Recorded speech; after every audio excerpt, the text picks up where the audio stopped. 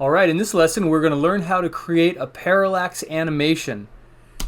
Something that looks like this.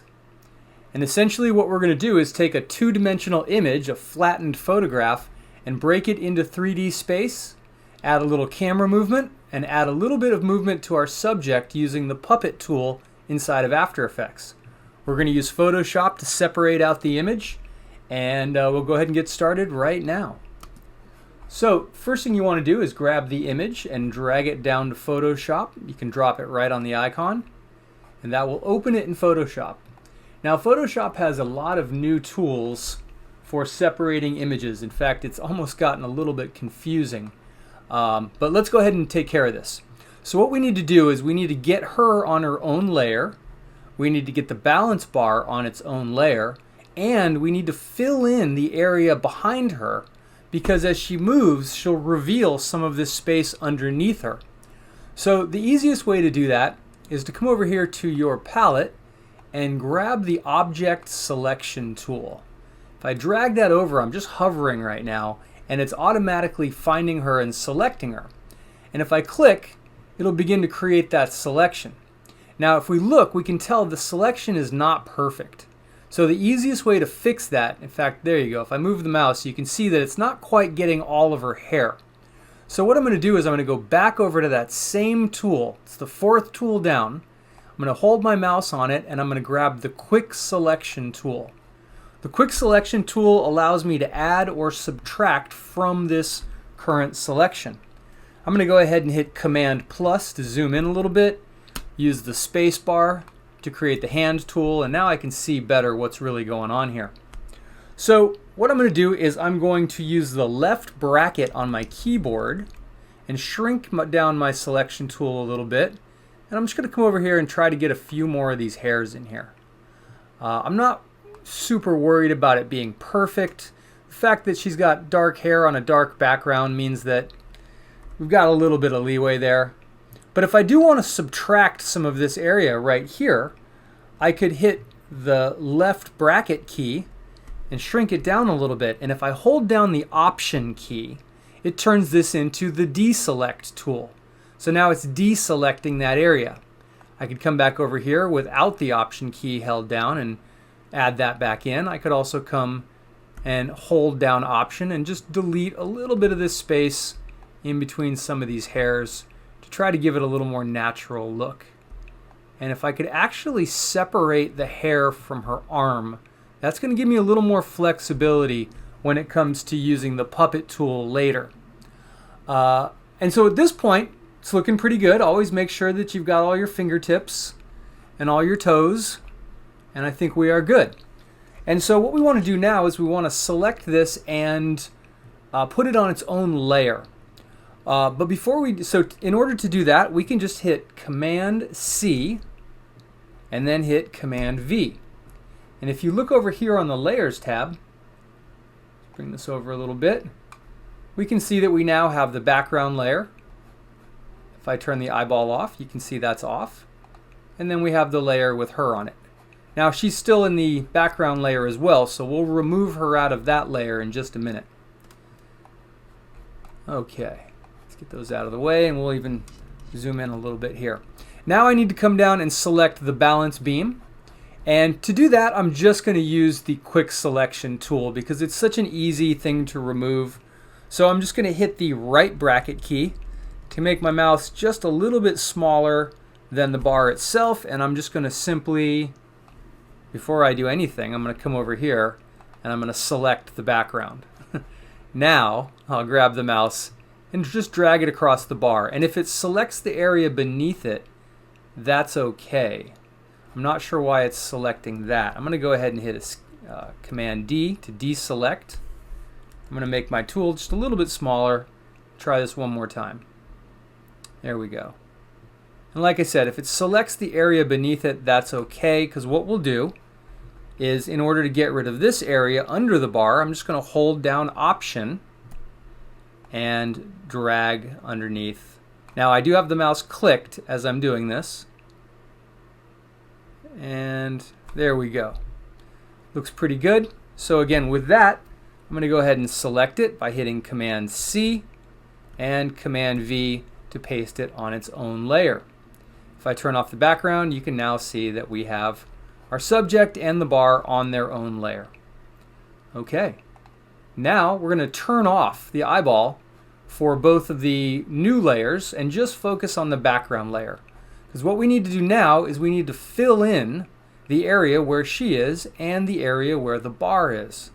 Now in the past, we would have done this using the clone stamp tool, which, trust me, was painstaking and labor intensive.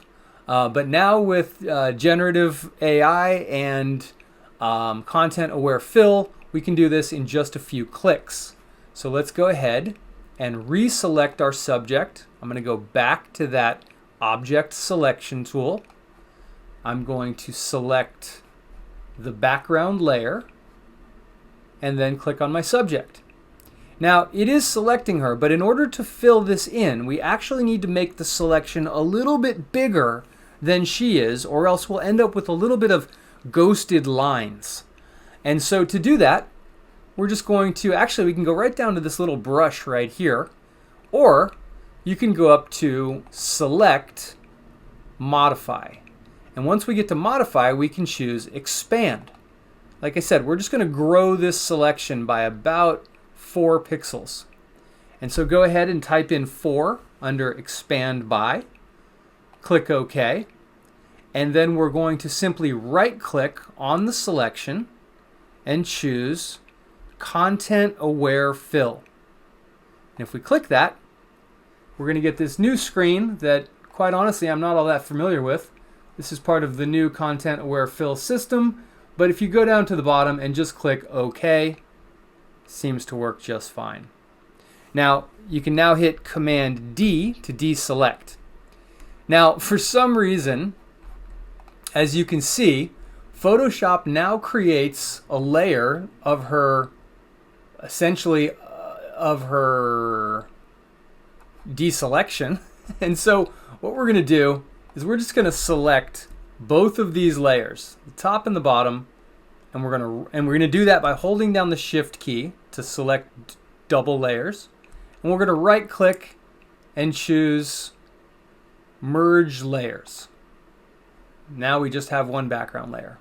Now you will notice that for some reason it did not remove her ponytail. And we could try the process over again. We could use generative fill and just type in a period and hit OK. And you'll see that it will use AI now to try to fill that in. I don't know that this is any better or worse than using content aware fill, but as you can see, pretty much solved the problem. There we go. We have a nice clean background. And again, we're left with 2 layers, and I want to flatten those. So I'll just select them both by holding down the Shift key and choose Merge Layer. Now again, to be clear, I'm right-clicking and finding Merge Layers. And that just keeps that in one flat layer. Now we'll do the same thing with the balance beam. Again, I'm going to grab the quick selection tool this time and just do what we did a minute ago. Make sure that we have the background layer selected and go in and select the bar, then hold down Option to remove this area underneath. And then we will go to, this time we'll use the little tool right here. Again, if you don't see this, you can go up to Select, Modify, Expand, but the new Photoshop has it right here under Expand Selection. And again, 4 pixels should be just fine. We'll click OK. And again, we can right-click and choose Content Aware Fill, or we can use Generative Fill. From my experience, they both seem to do about the same job. Let's go ahead and choose Content Aware. Again, we get this whole new screen that I am in the midst of becoming familiar with. This didn't used to exist in the last version of Adobe Photoshop. And we might do ourselves a favor by choosing Output to Current Layer rather than New Layer. That might save us the step of having to flatten those 2 images. So we'll click OK, and sure enough, Notice that now we don't have that extra deselection layer that we need to flatten out. We just have our new background with all of those bleachers stamped in for us. And man, this is just amazingly time saving. Is it perfect? Absolutely not. In fact, I can see all sorts of issues. We lost our little walkway here, but the reality is when we turn the other one back on, it's going to cover most of that. There will be times where you can see a little bit of what's behind the balance beam, and that's why we try to fill in those areas. So we are done in Photoshop, and at this point we want to save this as a PSD. So we'll choose File, Save As, and we'll go ahead and call this Parallax Gymnast and save it as a .psd, and I will save it into my hard drive. Actually, for this case, I'm going to save it to my desktop. You save yours into your hard drive. I had some issues importing this into After Effects off of my current hard drive, so for the sake of simplicity, I'm going to save it to my desktop. Make sure you save yours into a drive that you have that you can rely on. So we'll click OK and close Photoshop, and there we go. You can see both of my PSDs, one from earlier and one that we just created. So I'll go ahead and close this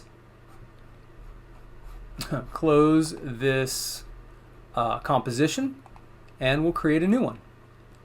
So go Window, Workspaces, Reset to Default Layout. There we go. So what I'll do now is I need to import this PSD into my After Effects project, and that is something that needs to be done in a specific way. So make sure that you follow these instructions. If you want to click and drag it over, that is fine. But with PSDs, you're going to get this extra window that says Import Kind. Now, we want to import this as a composition. You might get the option to do it as footage or just a composition. What we want is composition retain layer sizes. That way it doesn't flatten the image and it doesn't resize it. So click OK, and you'll notice that it actually creates a composition out of the PSD file. So all I need to do is select my new comp, and there's all three of my layers of the PSD laid out. Okay, so here we are. Again, we have our background layer, our balance beam, and our gymnast. If I select the layer number 2 and hit return, I can call this bar, and I can select the first layer and hit return and call this gymnast. Now, the animation process is pretty straightforward in that all we're going to do is push the background back in Z-space and basically dolly a camera from the background to the foreground. So the camera will just be moving, basically dollying towards us. I'll show you how we do that in a second. But the first thing we need to do is make all three of these 3D layers. So we'll click the little icon that looks like a 3D box and turn these all into 3D layers. And then we'll select the background layer and we'll hit P for position. Now I'm going to push this back about, honestly, on the last one I did 3,500 pixels. Let's try 5,000 for this one.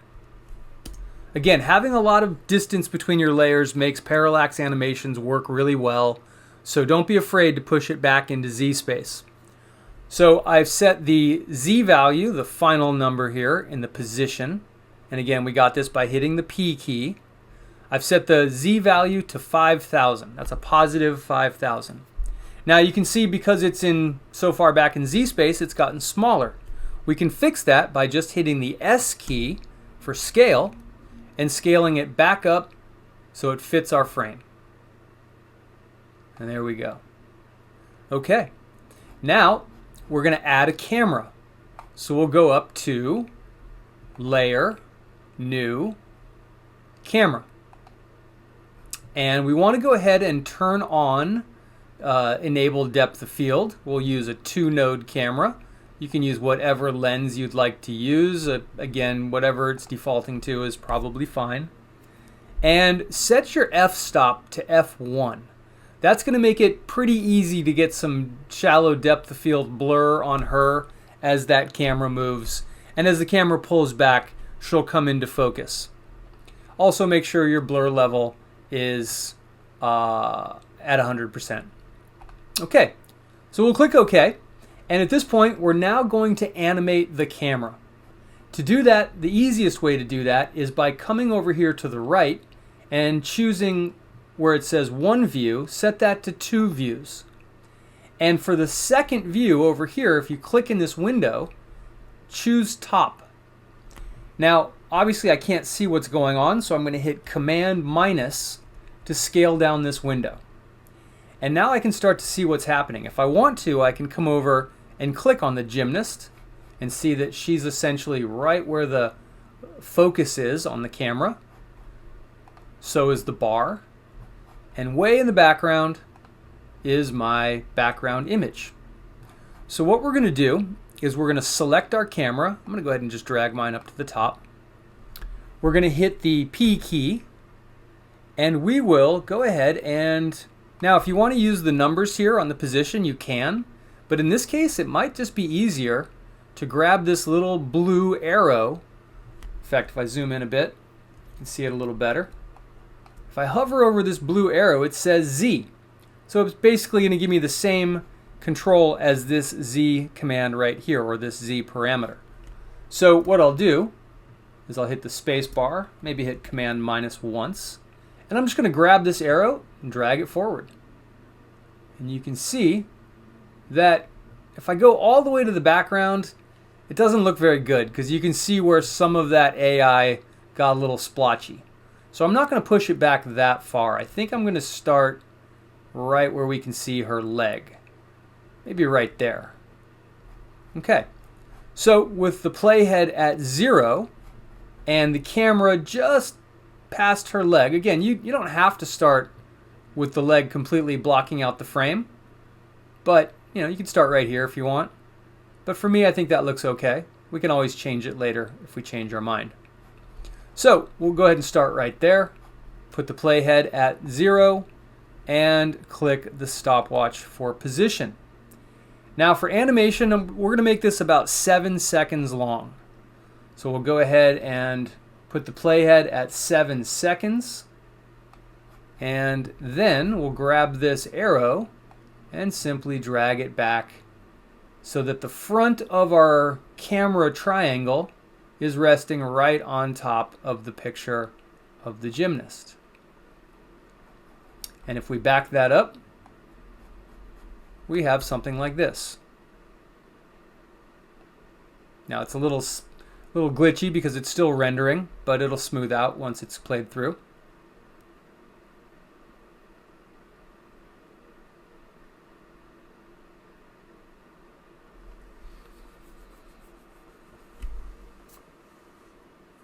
All right there, and so there we go. So we've basically created depth in a 2D image, and it looks pretty good, except for the fact that she's supposed to be flying through the air, and the fact that she's holding this pose while she's in the air just feels a little unnatural. So we have a tool inside of After Effects, that will allow us to add some motion to some of these limbs. So let's go ahead and turn off the 2-view camera. Go back to 1. We can hit Command plus to zoom in. And in this case, we really don't want the camera on. It's going to get in the way of this process. So we'll go over to the camera and we'll just turn off the eyeball. We'll turn that back on when we're done, but for now, that's going to make it easy to animate some limbs. And so the tool we're going to use to do this is called the puppet tool. And it is up on your toolbar. It looks like a little push pin. And if I click on it, you'll see that we have some options here. And quite honestly, you really don't need to mess with these. Let me go ahead and put some pins in and I'll explain how this works. So if I put a pin in her toe, you can see that we get a mesh. So the mesh expansion basically just increases the size of these triangles. And that's something you would do if you were trying to get a certain move and you weren't able to do it with the standard expansion. The other option is mesh density. Right now it's at 10, but if I crank it up, we're going to see a lot more subdivisions of these triangles, which might give you a little more natural motion, but the downside is it's going to tax your computer a lot more. So we'll leave that at 10 for now. Okay, now you'll notice that if I click and drag this toe, it's just moving her whole body because there's only one point. If I were to put another one in, say, her kneecap and bend it, now you'll see that it's kind of pivoting everything around that point. So what we need to do is we need to anchor her in place. And the way I do that is I put multiple pins in the body where I don't plan on having too much motion.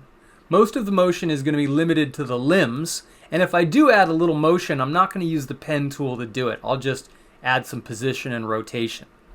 So now with these anchors in the body, you see that if I grab the foot, it just allows me to bend the foot. Now, be aware, it is very easy to warp body parts so that they don't look real. If I go straight back, you can see what kind of damage I can do. So be aware of that and be conscious of that. So what I generally do when I'm using the puppet tool is I think about where do I want things to bend. And I put pins in those spots. I try to avoid putting 3 pins in the foot, because then if I want to move the foot, I have to move all 3 of those pins. And so at this point, it's a good idea to just kind of take a second and imagine the movement of a gymnast, right? It looks like she's at the peak of her jump, so she's probably heading towards the landing. Now, to me, that means this foot might be dropping a little bit. This one might actually even be coming up just a touch. This arm might begin to drop. This arm might begin to come forward. The head might start to tilt forward to look down. The hair might be flopping around a little bit. So I'm going to do my best to try to add a little bit of motion. Now, I'm not going to go crazy. I'm not character animating here. I'm not going to turn her into a cartoon because I just don't think it'll look real. What I'm going to go for is just some subtle movement that accentuates what we're already doing. So it's generally a good idea to have your playhead at the very beginning. Go ahead and add your points where you want them. Now, since I want to bend this arm, I'm going to put a point back here to act as an anchor. I think I want to probably pull her head forward a little bit, so I'll put one there. I definitely want the hair to flop a little bit, so I'll put one there and maybe one right at the ponytail. I'll put one in this elbow and one in the fingers. Okay? So now that I've added my points and I've put in plenty of anchors so that the body is not going to move much, now I'm just going to pull the playhead forward to the 7-second mark and begin to move these body parts. So we'll start by dropping the toe. And in fact, we could maybe bring the whole leg down a little bit, in which case I might need to drop the toe a little bit more. Let's bring this leg up and bring the toe with it. Again, you got to be careful. It's very easy to make body parts look unnatural. Now, if I hold shift and click, I can select multiple points. So if I want to bring this entire arm down, except that one was selected for some reason. So we'll hit Command Z, click off, select this point, hold down shift, select that point as well, so the entire arm will come forward. And we'll do the same thing with this arm, because I want this one to come forward in this direction, except I got to make sure to click off these before I go forward. Select, and there we go. We'll bring that up just a bit. We'll pull that ponytail forward. We'll bring the head down slightly. And we'll just take a look at how that looks. So if we back it up, you can kind of see what's moving. Looks pretty good. That back arm's not really moving as much as I want, so I'm going to park it at the end and just lift that hand up a little bit And there we go. Okay, looks pretty good. All right, so we can go ahead and let it play through. Might take a second to render, but it just looks like slow motion. Cool. That's probably good for the anchor point tool right there. Now, since the middle of her body's not moving and since she would have some forward momentum, I'm going to go ahead and just use a little bit of position and rotation to add a little bit of movement on her body. So we'll select the gymnast, we'll hit the P key, and we'll put a keyframe for position at the very beginning, and then we'll drag it to the end and just grab the arrow and, oops, I'm going to hit the V key and then grab the arrow. Maybe bring her forward and down just a little bit, and then we'll go back to the beginning. We'll add in a little rotation. So we'll hit the R key. We're going to rotate on the Z axis. So we'll hit the stopwatch for that. We'll jump forward to the end, and we'll add just a little bit of Z rotation. Now if we back that up, looks pretty natural. For the most part. We haven't made it worse, and that's definitely what we don't want to do. Okay, so now if we turn the camera back on, we should just about have our animation finished. If we back out a little bit here. Now, while this is rendering, one of the problems that we run into is that we're almost 2 seconds into the animation, and all we can see is her leg. And so we're missing a lot of that puppet motion that we just added.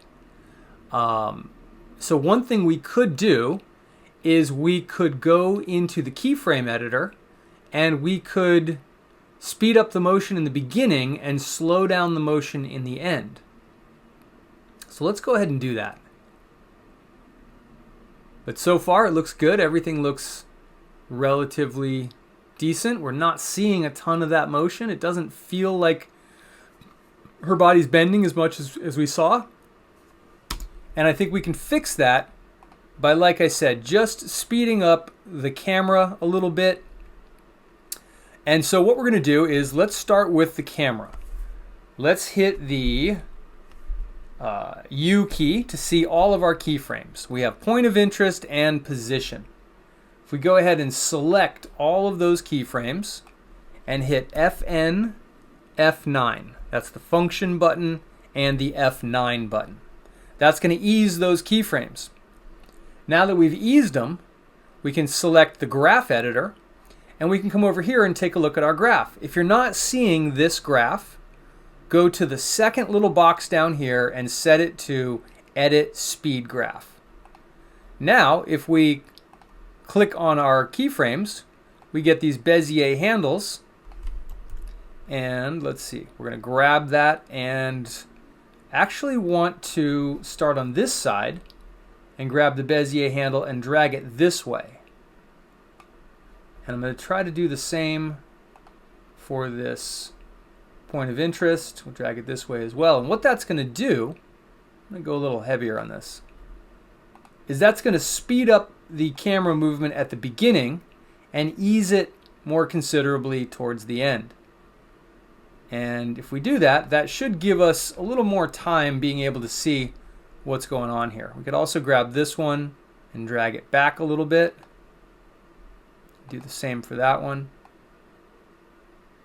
And now you can see here that it's going to be moving really fast right here. It's going to hit its top speed by 1 second, and then it's going to spend the rest of the time easing to a stop. So that should allow us to see a little bit more of that animation. If we go back and we give it a second to render,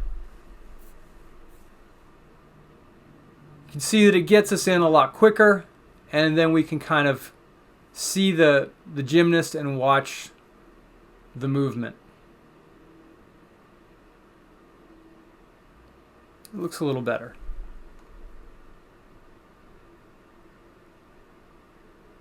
Looks pretty natural. Looks like some super fast slow motion. One additional thing that we could do to try to put a little bit more of that motion on screen would be to go to the gymnast hit the P key for position because we animated her forward. But notice that like we're not going to see much before that 1 second mark. So if I move the position keyframe up to the 1 second mark, that's going to put all that motion between 1 and 7 seconds, which will allow us to see more of it, simply enough. So now if we back up, watch it one more time, we'll let it render, then we'll watch it through. We're just going to see a little bit more of that forward motion and a little bit more of that rotation.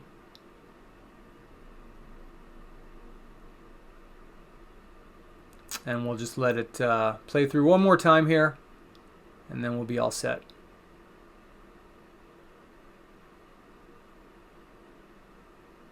All right, there we go.